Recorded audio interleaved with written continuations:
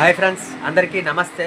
ఒక చిన్న మాట మీతో షేర్ చేసుకోవాలనైతే ఈ వీడియో చేస్తున్నాను. పొద్దున్న నాకు కస్టమర్ వచ్చారండి. అయితే ఒక ఫాదరు వాళ్ళ అమ్మాయి ఇక్కడ హాస్టల్ ఎక్కడో చదువుతుంది.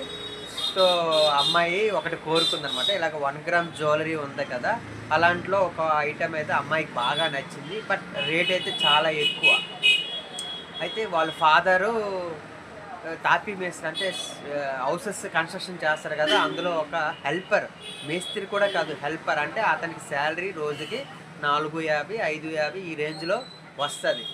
అయితే అమ్మాయి అది నాకు ఆ పలానా వస్తువు కావాలని అమ్మాయి కోరుకుంటే, సో వాళ్ళ ఫాదర్ దగ్గర అమౌంట్ అయితే లేదు. ప్రస్తుతానికి వద్దమ్మా, తర్వాత కొంటాను అని చెప్పి పొద్దున్న తనకి చిన్న చిన్న ఐటమ్స్ ఏం కావాలంటే కొనేసాం, వెళ్ళిపోయాడు.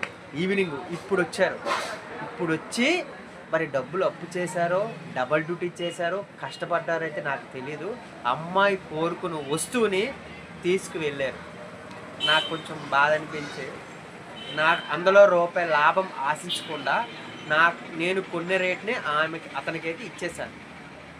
ఒక ఫాదరు ప్రేమ ఎంత స్ట్రాంగ్ ఉంటుందో ఈ వీడియో అందుకోసమే చేస్తాను.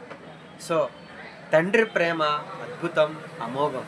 అలాంటి తండ్రి ఉండడం ఆ అమ్మాయికే కాదు, ఎవరికైనా ఫాదర్ అనేవాడు గ్రేట్ అండి. మనము ఏది కావాలంటే కొనలేని పరిస్థితిలో కొనేవాడే నాన్న. అలాంటి నాన్నను మనం గౌరవిద్దాం, అలాంటి నాన్న మాట మనం విందాం. తండ్రి మనసుని అర్థం చేసుకొని తండ్రికి ఏది కావాలో, ఎలా మనం ఉంటే తండ్రి నచ్చుతాడో ఆ విధంగా నడుచుకుందాం. అందుకే ఈ వీడియో చేశానండి. బాయ్.